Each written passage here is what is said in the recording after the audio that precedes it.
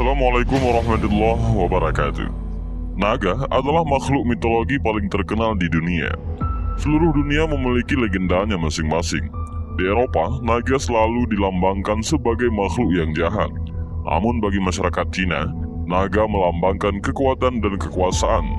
Begitu besarnya penghormatan bangsa Cina kepada makhluk ini, sehingga kaisar-kaisar yang gagah perkasa dengan bangga mengenakan gambar naga sebagai simbol mereka. Tidak hanya di dunia ini, bahkan di alam gaib. Ular naga juga dikisahkan memiliki kedudukan istimewa di surga dan di istana iblis.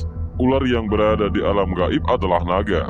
Sebab dikisahkan dahulunya, ular di surga memiliki kaki yang berkesesuaian dengan naga yang juga memiliki kaki yang diyakini mitologinya oleh penduduk dunia.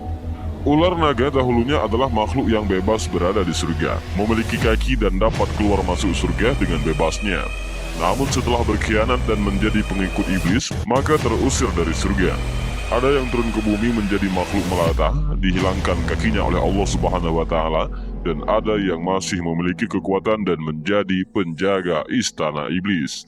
Diriwayatkan dari Asudi, dari Abi Malik, dari Abi Salih, dari Ibnu Abbas, dan dari Murrah Al-Hamdani, dari Ibnu Mas'ud dan dari banyak sahabat Nabi SAW berkata, tatkala Allah Subhanahu wa Ta'ala berkata kepada Adam, tinggallah kamu dan istrimu di surga, makanlah darinya yang banyak, lagi baik, sekehendak kamu berdua, dan janganlah mendekati pohon ini, sehingga kamu berdua menjadi orang yang zalim. Iblis ternyata berupaya untuk masuk menemui mereka berdua di dalam surga, namun terus dihalangi oleh para penjaganya. Lalu tiba-tiba muncullah seekor ular yang memiliki 4 kaki seperti layaknya unta dan tampak sebagai hewan yang paling bagus. Iblis pun membujuk ular itu agar mau memasukkannya ke dalam mulutnya, sehingga ia membawanya bertemu dengan Adam. Ular itu pun memasukkan iblis ke dalam mulutnya, kemudian melewati para penjaga surga dan berhasil masuk ke dalamnya. Sementara mereka tidak mengetahuinya tatkala Allah menghendaki sesuatu perkara. Iblis itu berbicara melalui mulut ular itu, sementara Adam tidak memperdulikannya. Maka iblis pun keluar menemui Adam dan mengatakan, wahai Adam, maukah aku tunjukkan kepadamu sebuah pohon yang abadi dan kekuasaan yang tidak sirna? Lalu dia mengatakan lagi, maukah aku tunjukkan kamu sebuah pohon apabila engkau memakan dagingnya maka engkau akan jadi raja seperti Allah Subhanahu wa Ta'ala? Atau kalian berdua akan kekal dan tidak akan mati selamanya? Dan iblis pun bersumpah atas nama Allah Subhanahu wa Ta'ala dengan mengatakan, sesungguhnya aku hanya menasihati kalian berdua. Sesungguhnya iblis menginginkan dengan itu agar aurat mereka berdua tampak dengan terlepasnya pakaiannya. Iblis telah mengetahui bahwa mereka berdua memiliki aurat setelah membaca kitab malaikat.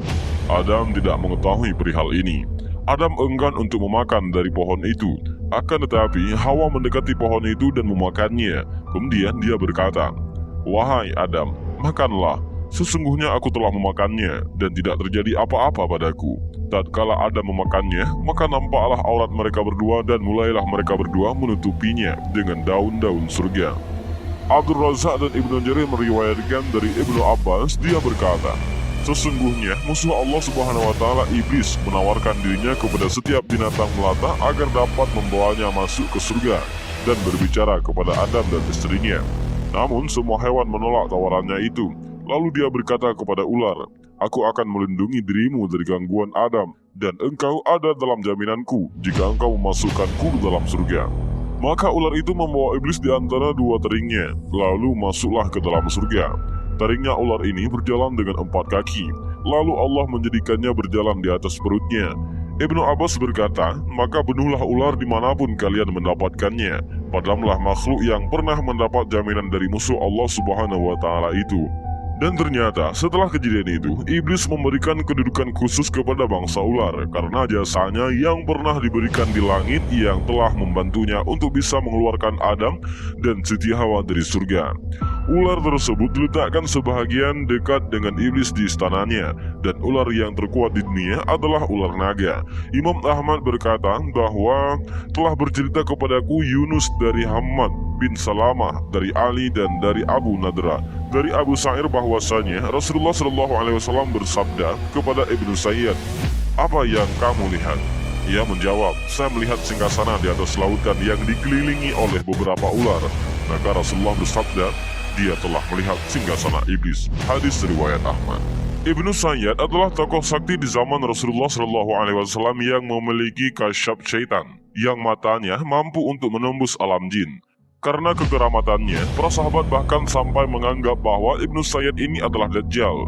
Ibnu Sayyad dalam hadis pernah diuji oleh Rasulullah SAW tentang kasyaf syaitaniyahnya, karena memang Ibnu Sayyad adalah salah satu kahin ataupun dukun, maka dapat melihat istana iblis yang dijaga oleh ular naga. Bahkan karena berjasanya ular naga bagi iblis, tidak segan-segan para jin untuk merubah diri mereka menjadi ular. Di setiap kesempatan ketika bertasyakur, Rasulullah SAW pernah bersabda, "Ular-ular itu adalah jin yang mengubah rupa dan bentuknya sebagai Bani Israel yang merubah bentuk menjadi rupa monyet dan babi." Hadis riwayat Tabrani dengan sanad yang sahih. Dan ternyata sangat disayangkan sekarang ini, ular ternyata banyak sekali diagungkan di dunia ini. Bahkan banyak menjadi simbol-simbol ilmu bela diri, simbol keberuntungan. Gambar-gambar ular naga banyak dipajang di rumah, keramik, dijadikan merek dagangan, dibuat patungannya. Padahal ular naga adalah termasuk salah satu makhluk yang sudah dikutuk oleh Allah Subhanahu wa Ta'ala. Dan inilah sedikit video tentang ular sang penjaga iblis, ataupun yang pernah membantu iblis menggoda Nabi Adam. Mudah-mudahan dari video ini kita bisa mengambil beberapa pelajaran dan juga mudah-mudahan video ini bermanfaat.